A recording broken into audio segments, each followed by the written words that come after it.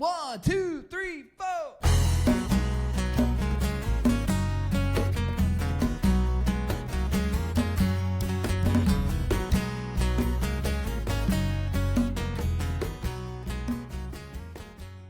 Hello and welcome back to another edition of Lay It on the Table, the Southern Board Game Podcast with the accent on Southern. As per usual, I am your host, one of them anyway, Jim Haffey. I'm coming to you live from, well, not live, we'll be on tape by the time you get this, Charlotte, North Carolina. And of course, my laughing partner in crime.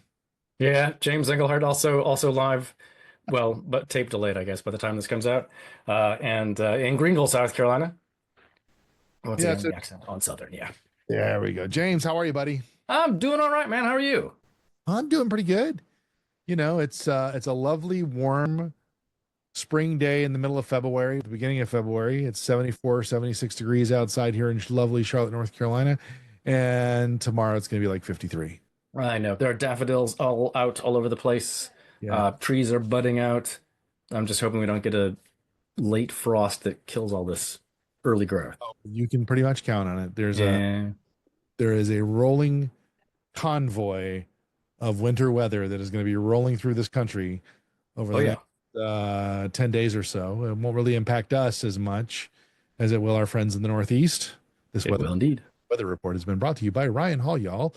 Check him out on but at one point they were calling for snow here on Tuesday, but I think that has kind of shifted as the models have shifted. So that would be crazy to have 76 degrees on a Sunday and snow on a Tuesday.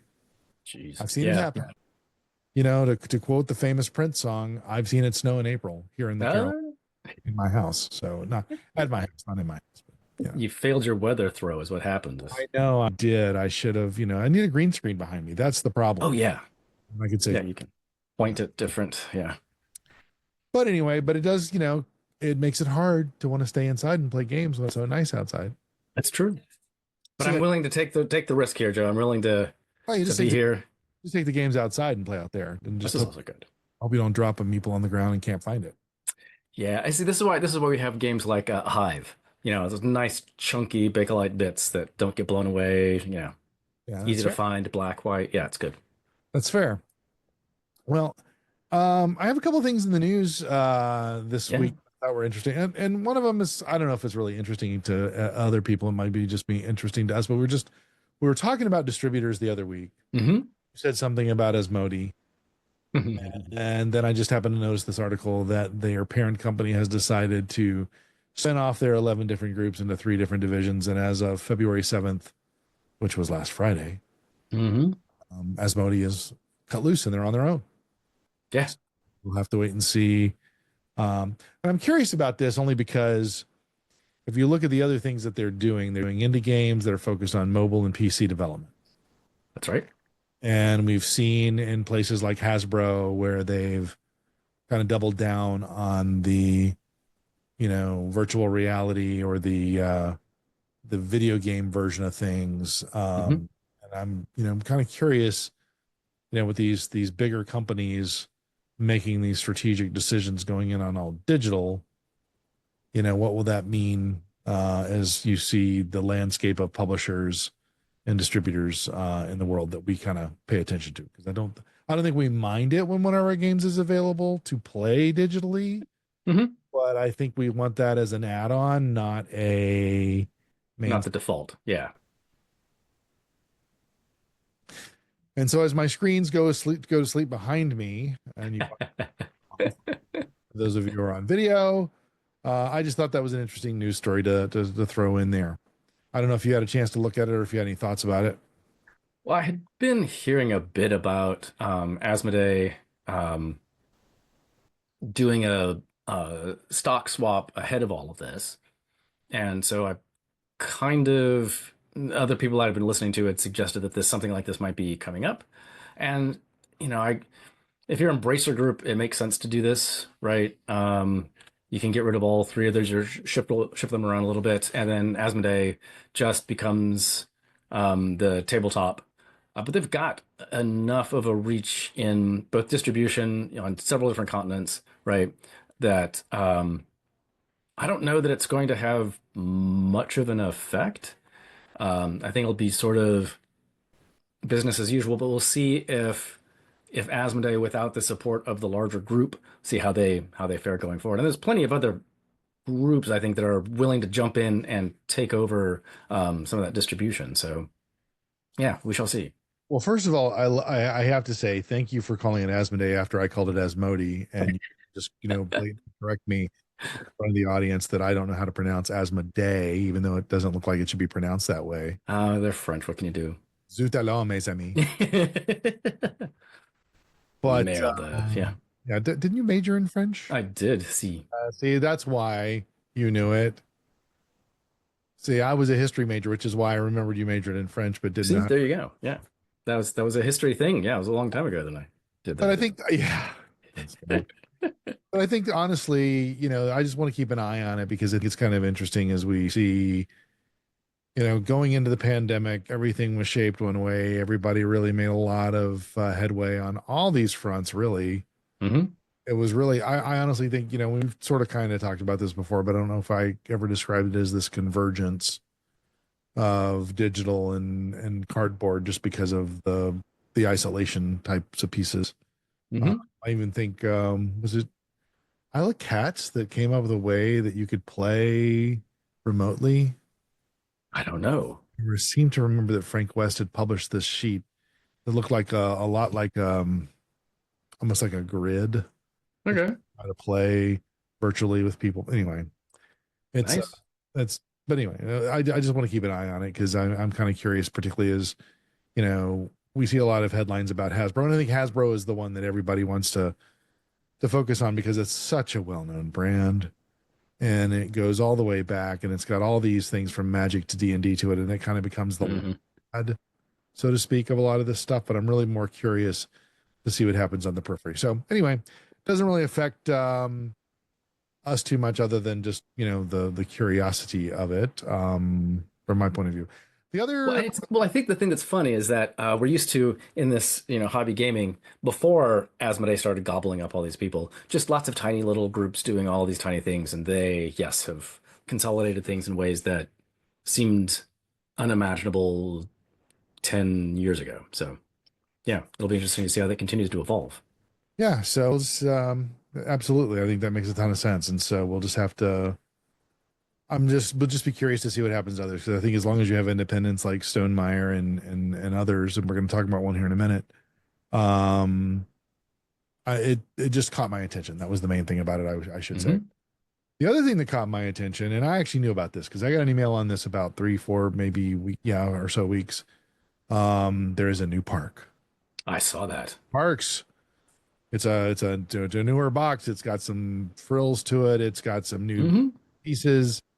And of course, you can imagine I already pre-ordered it when Keymaster gave me the opportunity to go. Awesome. But I saw the press release on it recently. hmm This will be the second edition of Henry Audubon's game Parks, which has been around since 2019. So this is going to have some new art. It's going to have some new game mechanics, it sounds like, and it's going to have some of the expansions kind of baked into it a little bit differently. And so I think that that's good. And hmm I don't know if you've noticed there's a mini series going on right now with Kevin Costner, the guy that was in Yellowstone, who is out talking about parks, There national you park. go. So Yeah, no, I think this looks, my understanding of looking at it a little bit is that it kind of streamlines some things. This is, I think their sense was that there was an audience that bought this sort of like Wingspan, right? That thought, oh, this will be great. It's going to be a nice little family, national parks game. And it was a little more complicated than most people were used to. And I think many, perhaps, of these got not played as much as they would hope, right? So I think this is a way to kind of refresh, reset, make it a little more straightforward for people who aren't used to, adding parts of the different parts of the game to the game you're playing each time change around. So I looks like a great idea. I still love the original parks that I have. I'm not sure that this is necessarily going to, send me right out, but I could imagine picking this up for my Mayax class and this being a little easier to put down in front of them and say, hey, have at it. well, and from my point of view, we actually have 2 copies of Uh-huh. because we teach it. Yeah.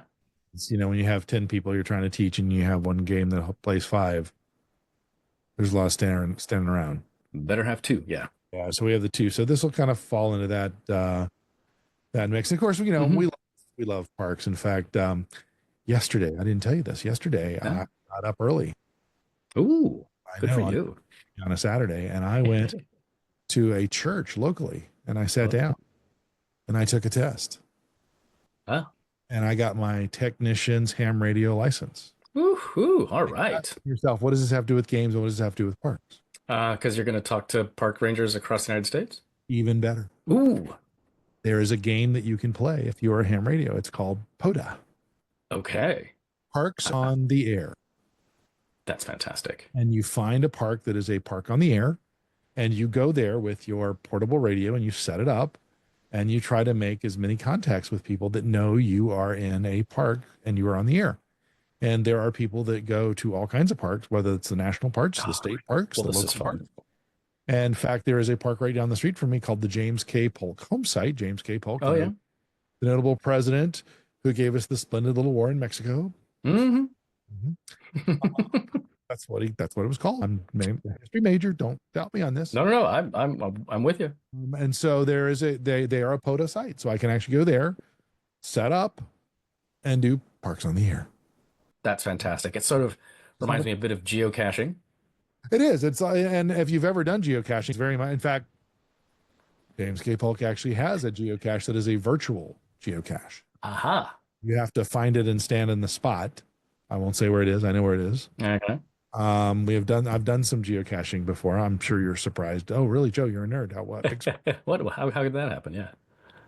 But yeah, so it's very much that. But anyway, that was just a good way to weave that into the conversation and That's super fun. say that I got my technician's license, which Woo. cool. You don't have to learn Morse code anymore. And by the way, Oh, that's thing. Yeah. I'm doing this for 2 reasons. One is because my brother is a ham radio operator. He lives in Idaho, and we're going to try to be connected as we, find bonds that are not just the fact that we're brothers, right? Right. The other thing is there's Dave Bittner, who is the one of the hosts, one of the guests on the show Grumpy Old Geeks that I like to listen to. He's also the podcast for the Cyberwire, and he's been blathering for several episodes now about getting his license. And I was like, damn it, I got to do it. So I did. That's awesome. That's a show. I had a mobile game. I had it on either phone or iPad, and one of the power-ups, it was like, this is a sword thing, a side-scrolling your sword thing. But one of the power-ups you could do is you could go to libraries and sign in, and you could unlock special swords. So had me going to different libraries, and I was traveling to. So I love it. I love this too. Like, go to national parks, go to libraries. These are good things. I love to go to national parks, and I've actually played Wingspan in a national park. That's awesome. Which national park was it? Rocky Mountain National Park. Ah, very nice. So there you go. All right. Back in 2019. Okay, so that's all the news and notes there. Not that me getting a ham radio license was news. But it's news to me. That was nice. There you go. All right, so we wanted to talk about some things that are on our table. Mm-hmm. Mine is going to be one we've actually covered already, but I'm going to cover it again anyway. But I'm going to let James go first with what he and his significant others, plural, because they have kids around, have been doing. All right. Yeah. So this is a game that I think people have come across pretty regularly around these days. So this is Castle Combo. I've got the right over. I'll grab it. Here we go. Ta-da! This is Crop this. They can't see it. Yeah, I know. It's hey, there it's right there. That's better. Oh, that's cover your face so we don't see you. That's the perfect one. Yeah, now I disappear. It's awesome. So this is a Pandasaurus game. We've got Gregory Grar and Mathieu Roussel with art by Stéphane Escapa. So just a little bitty game. It covers my face pretty well, but and I had it upside down too. Yeah, you just did. Like this is doing the Rodney thing. Professionals, yeah. So you are, you are playing to influence your your little town that you're in. We've got this little flavor text. Michel the messenger, herald of his majesty's rights. Hark, hark, paupers and baronets, hawks and cravens. Our good king calls me to declare open the great combo party. I don't know what exactly that's supposed to do, but it's I've only played this two players, so it was just me and my significant other. And it's a great end of the day kind of a game because it goes pretty quick. They say about 25 minutes. And if you're playing two player and you've played it before, it's more like 10 or 15. It's this fun little card drafting tableau builder, but you only, like instead of like Wingspan or something where you're like running your tableau as you build it, you only do this once as your kind of final scoring. Although as you're going along, some of the cards that you get will give you discounts or bonuses. Mostly, though, you're just thinking about that final score. And a turn is super easy. You draft a card and you place it in a 3x3 grid. So you hit 9 turns, and that's it. I mean, you just bounce back and forth 9 times, and then it's done. Nice. Yeah. And you have to pay money to get the cards, and the money's the thing. And you've got 2 rows you're drafting from. One are royals, one are commoners, and there's a little piece. I don't know if I can grab it very quickly. Maybe I can. Yes, it's this blue, the Herald himself, I think. Little screen printed, chunky kind of meeple thing. And he goes up and down. It tells you which row you can buy from. And then some of the cards as you select move him up or down depending. Some cards give you money, that's great. Some give you keys, and the keys let you either flush the row, move him, or they're a point at the end of the game. So part of the tension is, do I use a key to do this, or do I, keep hold of them? And sort of like King Domino, when you're putting that card down, you can't move it, but you don't know where your tableau is going to be. Like you put a card down, like, is this going to be the center? Oh, nope, it ended up, I've put 2 more to the right, so I guess that's the left-hand row, or row, or column. So you're just moving that around. Some of there's different colored suits. Some of them are kind of tied to jobs, like the royals are purple, the guards are red, that kind of stuff. And then some will say, we don't have to have any purple in your tableau, and you get 10 points. And others are like, no, you have to have as much purple as you can. So you're looking to do that kind of stuff. And you're just looking for cards that combo off each other.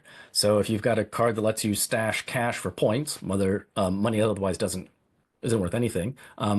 And then you've got another card that lets you grab extra cash if you have those kind of cards. So you're looking for that kind of stuff. And it's a pretty basic set of icons that you're getting used to. It's mostly language independent. Super quick, fun little game with just enough choices and just enough thinkiness to kind of keep you engaged, but easy enough at the end of the game to go, or at the end of the night say, oh, it's been a long day, but let's get together over a game instead of watching a TV show, right? Yeah, so that's great. Yeah, super. Yeah, and it's again a little bitty box, fairly super affordable price point. Highly recommended. Yeah, very cool. Castle Combo. Very good, very good. So, well, last time I think I told everybody that after hearing about Rock Hard 1977, I had to order it. Yes. And I did. And we got it. And we learned it. And I wasn't really sure how my wife was going to like the game. That's fair. Because it's not necessarily a game you have to be mean to each other to win. So it kind of checks that box. You can be mean if you want. There's ways to thwart your other player. But sometimes just you don't know how people are going to react to the theme of something. Right on. And I believe last time we talked, I told you I was going to hear Geddy Lee, right, in Charlotte at the on national or on Global Holocaust Remembrance Day. Right. And so I went to Queen's University here in Charlotte, North Carolina, to the Sarah Grinnell Belk Theater. I think that's right. I think she has to get all the names. I think I'm saying this right. It might be Harris. It's not Bell. I can't remember. I should know. I should have written it down. Anyway, it's part of Queen's University. They have a really interesting organization there that's all about the Holocaust community. And it was also interesting because there were a number of survivors that were there to hear Getty, and Getty raised his hand. You know, he got everybody to raise their hand if they were a survivor. That's what I was trying to say. Wow. And there were a lot of hands in the air. And I was like, wow, this is very impressive that Charlotte has this community. Anyway, the reason I'm Getty Lee, for those of you who don't know, and I'm sorry if you don't know, You really should know. is the bassist from the band Rush. Rush was coming into their own around the same time as the Runaways. And so a lot of what the gameplay has in Rock Hard 1977, you can almost read verbatim as a story inside of Geddy Lee's memoir, My Life. And so I had, after seeing him, I had recorded a couple of bits of his talk. He did a talk about his parents and how they met and sort of all that. And that's the sad but funny kind of part, is he kind of unpacks how love blossoms in this horror and they survive through it, you know. And so that was kind of cool. But he also tells a really good story of Alex Lifeson getting into a cognac drinking contest in Manchester, England, and is just blitzed the rest of the night and trashing his hotel room. And you know, it's Being a rock star. Well, it wasn't quite that. He also revealed in the talk that Ace Frehley's laugh is a lot like Urkel's. That's hilarious. Ace Frehley, of course, of Kiss. If you're not familiar with them, this is not a rock and roll show. This is a board game show. And yet, we're talking about rock and roll. So with all that as a backdrop, I got Dale to read the book, i.e. listen to it on Audible, which is how I did it. And so we started playing the game. And as per usual, the first time we played through, we were kind of conservative. We probably missed a few of the nuances. We didn't do any candy the first time. Oh, you're good Methodists. No, it was just like we were trying to get down the mechanics before, because we weren't really sure how that was going to screw things up, if it would. Yep. By the way, folks, if you go back to episode 1 of this season, you can hear the full detail from James on how to play this game. So this is sort of an afterthought. I don't want us to repeat that kind of right, because we've already covered it. But I do think if you want to hear the more about Hard Rock 1977, go back to episode 1 and listen to that little segment where James talks about it. It'll give you all the mechanics. So as we've played it, we have found, number one, we found the characters that we like. We don't want to change the characters. And I know that's fair. We pick them, but we don't. It's just the two of us, right? So who do you like? I have the androgynous bassist, of course. Oh, yeah. Yeah. And I think she's got one of the singers with the blue shirt. I don't know. Okay. Yeah. She's the one that gets to re-roll a lot. That is a powerful character. Yeah. Let's see. I've got nope, that's not them. So we've kind of gone through that. We have gone through different managers. Okay. And we've gone through different jobs. Everybody wants to do this is Doc Sapphire. This the androgynous bassist that you were thinking of? The lead guitarist. That's lead guitarist. Damn it. Just androgynous. 4 strings. Okay. Was it? Oh yeah, Kimmy Kim is the one that rolls. Yeah. Yep. He's been playing Kim. Yep, that's exactly. Okay. Here we go. Yeah. All right. And the bassist, I forget his name. Given how long it's taken me to find this gives you a sense of how many of these people there are. Yeah, there we go. There we go. That would be me, Donovan Sterling. It looks just like Sterling. Yeah. Back in the day. It's exactly. Yeah, that looks a lot like you. Yeah. I was thinking that. But what's interesting, though, I've noticed something about this particular game is that, this is kind of where the idea of role play comes into play. Yes. Because if you're going to play a character, you should play the character. And I have no problem doing this. I can immerse myself and try to play that. But Dale, she kind of plays her personality versus Kimmy Kim's. That's fair. At least initially. The Candy was sort of like, I don't know. That does sound like her, yeah. But it's come off, a little bit as, a little of that rust has come off the thing as we've played, because it's, she's actually, it wasn't one of those games where she won and she won and she won, and then I caught up with her, and then it was time to move on. It was more like I won, she won, I won, she won, I won. Ah, okay. It's gone, and a lot of it has to do with how you play to 11, Mm-hmm. how you play your bonuses, how you collect those cards. Yeah, oh, To 11. to 11. And I'm finally learning how to use candies strategically to Mm-hmm. play the odds. Yes. And if you have a manager that helps you add one or reduce one from a From a candy roll? get a reroll or something like that, that can really help. But it's also what I love, and I think we talked about it a little bit last time, but I think after experiencing the game, I really love how she was able to include the real nuances of the life, Mm-hmm. particularly from that era, because there's like one of the cards was um you end up partying all night with the son of the Shah of Iran, Yep. you know, take a reputation hit but get some money, or say no and get a reputation boost. Right. And it's like, wow, in 1977, pre-Iranian Revolution. Mm-hmm. So it's on point is Yep. trying to make, which I thought was really, really an interesting way of gameplay to see that it wasn't just, you know, it wasn't totally superficial Right. in No, that. I think it's and we talked about this too in that last episode, that other episode. The integration of the theme through the history lens is Mhm. really strong. Oh Uh, yeah, 100%. yeah. Yeah. And so, I love the way that it just kind of flows. Mm-hmm. So yeah, and I'm anxious to get. It's funny, the Keeners came by yesterday briefly, Oh, yeah. and I wish I had known they were coming because I would have set it up and we could have played it. I think that they would get a Oh, kick yeah. out of it for sure. Oh, absolutely. I So, mean, I could imagine, yes, Chris in particular trying to find somebody that matches. Yeah, that would be awesome.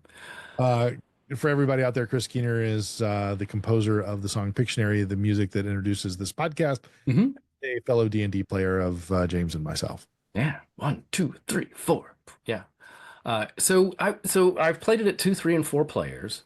It gets a lot more tense at four. I can imagine. Yeah, because like one of the things you want to do, and you figure this out very quickly, is you want to get a record deal so you don't have to keep going to work.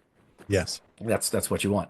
With four people, people are rushing to get that Demo rushing to tape. get that demo tape out so they can go and get that. Although we did have one guy who, because you can do this, skipped the demo tape and just laid down five of each, like five money, five whatever it is. You have to have five of a kind of three different things to skip the demo. And so he did that, but he spent so long putting all that stuff together that he kind of fell behind. He was like, "Well, that was I'll not do that again." Yeah, I mean, and it's interesting how those, but at the end you're just leaping five here, six there, Hmm. and getting into it. I mean, we've won with some high scores. Like Hmm. I think the biggest we got was like 63, maybe 64 or something like that, and then we've won at like Yeah. 48. Yep. So Uh, how did the the dummy player go? I mean, I thought it worked pretty smoothly, but I'm interested in your perspective. well, honestly, we didn't play the dummy player. Oh, interesting. We Okay. played it as a two player. We just chose to do it that way because we were learning it. We haven't added that nuance to it because I was Sure. just, you know, head to head. So maybe that's what we need to do next. Yeah. But honestly, I'd rather have just added a third player. So the dummy works really simply. You play it on the board is double sided, right? So you got the two three player and then the four five player, and so Exactly. the two player side is and two three is tighter, and then there's just the dummy player is super easy. She just shows up at Yeah. one of three different locations and it changes each round. And we found it pretty smooth. Like, okay, I'm gonna change this little stuff that we have to do, and then you do the other part, and boom. Yeah. We didn't play because the document suggests that that's optional. Oh, I'm sure it is. There's no reason why it wouldn't be optional. Yeah. And it's like we do that in Dog Park and we do that in between two castles or whatever. And Hmm. times it's just it's we hate that extra nuance. It's fair. No, That's a good call out though. I think that would be a good way to revisit the game. Yeah, I think it's and it's a again, it's I think it's a really smooth, like there are games that have like roll a die and then move here and another die and move that, and you have to manipulate all sorts of things that go on, or um, but this one is like, no, she's just gonna move here and then she's gonna move there, and she just has 9 steps, and basically she's moving, sort of gumming up the works at essentially the same time you should be getting better, you know? So like, okay, I'm gonna go to whatever one of those venues are. Nope, she got there before me, right? Yeah, So that's good. That's a good call out. it's I thought it was really good for that. So how did you didn't start with the candy, but you have eventually gotten into that. So how did you see the candy working? Well, I'm the only one that has ever run into low blood sugar thing, Yeah, and it always happens in the last round. right. So I just largely been the penalty of the 5 points. I haven't had the opportunity to go to recovery. Aw. So It's a very quick recovery. All you have to do is spend a morning, spend the day at the. I know, but I'm just saying that it's by the time because you start out with a craving of 0, then you get 1. Mhm. By the time you get to a point where you could really risk the die, or you don't have the ability to re-roll, or plus or Mhm. minus, we've been able to kind of skate around it. But so far, I was the only one impacted by the crush of the. Yeah. Yeah, so that's why I think, to your point, I think having other players and get into it with this would be cool. Right, because I think that's one of the ways that all of a sudden you think, well, if I've got, either there's the event that lets you go onto spaces that people are already on, or you're a little bit behind, but you've got candy, you, go to that second or third phase and like, yep, let's just get this. I'll see if I can take 2 or 3 extra moves here and get some stuff done. So it's a Well, nice little, it's an extra little push your luck touch in a general worker placement game, which I thought was an awful lot of fun. And again, it kind of tracks with the 70s, so that, probably tracks with today for that matter. well, yeah, I would imagine. I don't know. I hadn't asked Sabrina Carpenter lately how she's doing in that regard. I'm sure she's fine. So, one of the things we did find that helped with this particular game, though, and I've just moved it up in the show notes to be in alignment with this, Ah, is I printed a Rockhart right. 1997 organizer. That's fantastic. And it's great because it gives you the ability to kind of sort those cards and keep them separate. And you've got the gig cards that you don't need to use all of them, and you've got bonus cards that you don't need to use all of them. And I just didn't like the way it was sitting in the box. Oh And yeah. I really detest the Ziploc bags. Okay. So anytime I can 3D print a something that not only stores it well but also gets it on the table fast, those are the two criteria. Hmm. And so yeah, I did print that. It took maybe about a day to print those, and it's nice because it keeps it nice and organized, so we could do that. So that was a neat find. I think there's only one, so it's interesting. So you'll find, depending upon, I don't want to say the popularity of the game, but Sure. depending on how many of the units have been sold, it's probably a better way to say that. You'll find a lot of different options in the world of. I use a website called yegi.com, Hmm. yeg.com, which is basically the Google of 3D prints. So if you're looking for anything, like I need a replacement part, go there. And they gave me like 5 different hits, but they were all the same files, just on different platforms. Fair. So I went and grabbed the one off of Thingiverse, Hmm. and I printed it, and looks great. And and that was a one complaint that I have as well is the it takes a little while to set up Yeah. because it's and for the kind of sort of as smoothly as the game plays the rest of the time, you're spending a lot of time separating little bits, and they all make sense, and they all add to the game in pretty fantastic ways, particularly if you're thinking about that sort of role play sort of I'm building my character out of 4 or 5 different parts, and here we go. This is going to be, I'm going to do what I can for Bam Bam or Sheer Darling or whoever. Um, but yeah, that start. Well, okay, here's a bunch of cards, pick two. Here's a bunch of cards, pick two. Here's another bunch of yeah. Well, and we've actually done again from the home rule perspective. Um, I have, instead of saying here's two managers, you pick one, I pick one, or here's three. I'm like, here you get two, I get two, you get two, I get two in terms of the jobs, and it's kind of like picking your bonuses. Yep. We just find that that's easier and it's randomized, and I don't think it changes Mhm. the play up. So we kind of Mhm. stole from Wingspan to Rock Hard. So, but yeah, And so I think it's a game that we will get some mileage out of. I don't think it'll be a one hit wonder. I So, and I got to tell you, because I'm not sure we're done with this topic, because I will tell you now, I've reached out to Devire ah, and I'm trying to invite Jackie to come on the podcast. oh, that'd be awesome. Can't guarantee I'll get Sure. anywhere, but it's out there. Yeah. So we shall see. Yeah, no, that'd be awesome. And I think we mentioned this last time, but it does the best paper money in games at this point, I think. It does. In fact, I was so legit, I had to tell my daughter that this is not real cash. That's awesome. And I love the little doodles on them and yeah, just all the stuff that they're like, oh yeah, They've done a really nice job with that. Mhm. So you can't see my daughter off camera, and she's not going to come on camera because she doesn't want to be on the podcast. She's off to my left. So, in addition, so anyway, that is Rock Hard 1977. Mhm. I'm glad you introduced me to that game, and looking Excellent. forward to enjoying it more and more in the future, Excellent. and all that. Yeah, that'll be great. Now, I did And want if your wife ever gets into the candy, let me know. That'll be fun to watch.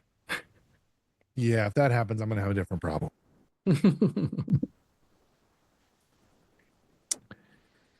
So the next thing on my the notable things, FinSpan arrived.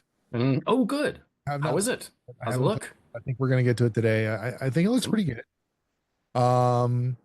You opened it up and it has the really nice. It has a nice container a la Stonemeyer. Sure. So plastic, clear top, very similar to what you would find in the Wingspan big box. Mm-hmm. But still a lot of dead space. Considering what you have. Plus I got the bits. So Nice. I found a insert for FinSpan. I've already 3D printed it. It's out there. And by the way, I think I said this last time. I'm using that, and I think I showed some of those. I'm using this rainbow Right. silk PLA that I get at Micro Center here in Charlotte. And it just really makes the inserts look nice. Yeah, it really does. That's my my go-to. Unless it's a dark game or something like that. I think that's my go-to. But anyway, the FinSpan game showed up. It looks nice. And my oldest daughter was in town this week, and she looked at it. She's like, no. We got to get through the others first. You just got me worms. So, but I was glad to see it show up. And then, gosh, I don't know how long ago it was that we talked about the game Botany. It's been a while. And I said that they were working on an expansion or a sequel to it, I guess. Mm-hmm. La Fleur Yes. was it. And I gotta say, I gotta look at this. Let's see what the campaign was.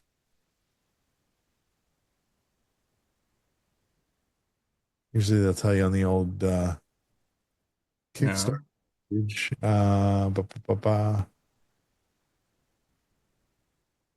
They expect to deliver in March, so you know. Well, it's here. I mean, it's already here. Oh wow. I mean, That's great when they actually like predict one thing and then get there earlier. Wow, nice. And I want to say it was one of the faster Kickstarters from start to finish that I've had, honestly. Nice. It doesn't show me when this was launched. Um, Mm-mm. but anyway, but it arrived. It's very quick Excellent. with all the pieces, that are supposed to be included, I guess. Uh, Excellent. That's good. it's always nice when it shows up with their stuff. So, but we Yeah. haven't even opened it up yet. It literally just arrived on Friday. But I thought it was notable just because um, I was one of the faster turnarounds. Yeah. So it's called La Fleur Extravagant Gardens of Rococo, France. I think this is the second time we've said Rococo on a podcast. Oh. Yes. So Duck Fantastic. Summonium Games. And yeah, so it arrived fast, and Nice. sure we'll get it because we liked Botany a lot. Yeah. Played Botany for a while. Mm-hmm. So I'm kind of curious to see how this plays. This takes you to France, of course. Right. And it's got that same map motif, but you're trying to build an opulent French chateau and host a fanciful garden party in 18th century France. Right. And this is a standalone. This isn't a Yeah, it's a an stand. yeah, it looks like it comes with a little mini expansion inside, but that's Yeah, about it came with some expansions that I think are inclusive for the other game as well. Oh, okay. Anyway, regardless, it's a nice game. Oh, good. Yeah, no, it looks lovely. Yeah. So, but yeah, those are sort of the things that I've noted this since we were last together. Anything new on your end that you wanted to highlight? Not well, the we did get the second expansion for Forest Shuffle Okay. and played through the stack of the base game plus expansions last night. Um, and that, it doesn't tone down the deer and wolves all that much, but it does add a lot more combos um, that felt like you could score just buckets of points in ways that you wouldn't have been able to before. Right. So it seems like a really good. I know people have been kind of, or some people anyway, have been sort of dismissive, like, oh, what you really have to do is nerf the deer and wolves, and then the game will be fine. Um, I mean, and my sort of traditional comeback to that is don't let your partner, don't let the other people playing get, if you see them in the clearing, grab them up. Like don't let anybody else grab them. Don't let them pass you by, right? Um, but yeah, so the just a lot of different combos now, and it's kind of fun to think through. Okay, so there used to be 5 butterflies. Now there are 7, and there's one card that lets you stack them like with and not having to spread them across your forest. You can just stack them up on one tree and then Nice. score them for points individually. So even if it's the same butterfly, right? So if you had 3 of the same butterfly, you would get like, I don't know, 1 point for having that butterfly. And then just bang your head against the table because you didn't diversify your butterflies, right? But now if you did that, you'd get 6 points for butterflies plus just having one butterfly, right? So another way, yeah, exactly. So just ways to do those combos. And going back to the beginning, there are more and more complicated combos there than you get in, Castle Combo, which is far more straightforward. And I think like I can bring Castle Combo to my students, and the ones who've been playing a lot of games already would probably have a good time with it. Forest Shuffle would be a bit of a reach just because, there's the north, south, east, west. How do all of these things interact? Oh, wait, I've got this kind of mushroom, so I have to do this over here that lets me do, right? And I think if you're not used to that, yeah, it's not going to be any easier. But the combos seemed much more interesting. We came scored in the mid 200s. Laura winning by, I don't know, 15, 20 points. But by the time you get to 200 plus, you're like, well, it's that's kind of a narrow distance. So, um, but had a really good time looking at the stuff. I clearly had not shuffled it well enough, but had a string of just pulling out the new cards. Like, oh yeah, that was not as well integrated as I'd hoped. But You know, every now and again I'll go on Amazon and I'll look at that card deck shuffler, Oh yeah, yeah. but I'm always afraid that if I put really nice game cards in there, it'll just screw them up, and so I refuse to buy one. So I just have to, Hmm. you know, Yep. Yep. And so we cleared the table and just did the wash yeah, for a couple of minutes afterwards. So be a little gentle, but it's I mean I really liked Forest Shuffle to begin with. Speaking of a tableau builder that yeah. I remember you talking about yeah. it last year, Hmm. last season, as we would say in the Last season. profession. Yes. Yeah. And it it gives you a little longer time play time than Castle Combo. Lots more to think about, but also a sort of more rewarding experience if you want to really dig into some kind of questions and yeah, That sounds good. Now you mentioned something about, you said this is a game you can take to your students, and I know that yeah, we are in the spring semester, and I we know are that Mayx or whatever is coming. Max. Yeah, You have the plans to reprise your role as the game master? I do, and I have 6 students already signed up, so we'll see Wow. how that goes. Yeah, and registration doesn't close until the end of April, so I've got some time. Yeah, are repeats, or is that not allowed? Oh yeah, no, repeats are good. Repeats will be fine. And right now, I've got students working on their rhetorical analysis paper. So they're looking at games and trying to say, this is the audience and this is how you could improve it. And usually I have like 3 or 4 students doing Monopoly and the game of life or Uno. And I'm like, please don't do this to yourselves. So I only have one guy working on game of life. Comes into the conference and he's like, I think there are a couple different versions. Like, a couple? Buckle up. Did So you we, yeah. originally with the goose?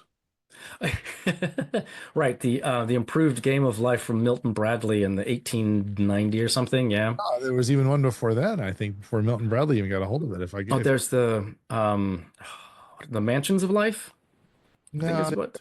there was a game that they There, featured in that Shut Up and Sit Down video that became life. no, there was the Royal Game of Goose, which is kind of the first, Yeah, that's what I think. That's roll and move. Yeah, like, in the kind of way that we think about it now. You're moving around and learning lessons, and then yeah, Bradley put it onto checkerboard. Yeah.